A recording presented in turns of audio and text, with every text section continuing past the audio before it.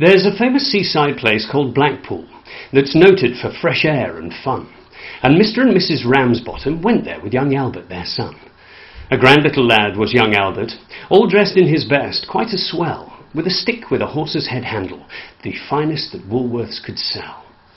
They didn't think much to the ocean, the waves, they were all piddling and small. There were no wrecks and nobody drowning, in fact nothing to laugh at all. So seeking for further amusement, they paid and went into the zoo, where there are lions and tigers and camels and old ale and sandwiches too.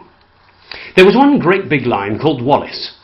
His nose was all covered in scars. He lay in a somnolent posture with the side of his face on the bars.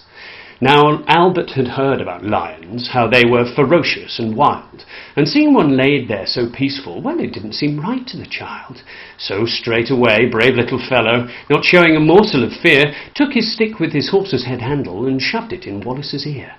Well, you could tell that the lion didn't like it, for giving a kind of a roll, he pulled Albert inside the cage with him and swallowed the little lad whole. Then Pa, who had seen the occurrence and didn't know what to do next, said, "Ma, yon lion's at Albert," and Ma said, I am vexed."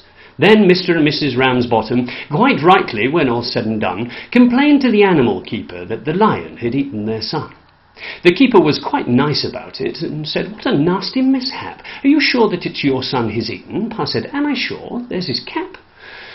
Then the manager had to be sent for. He came and he said, "What's to do?" Pa said, "Yon lion's at Albert, and him in his Sunday clothes too."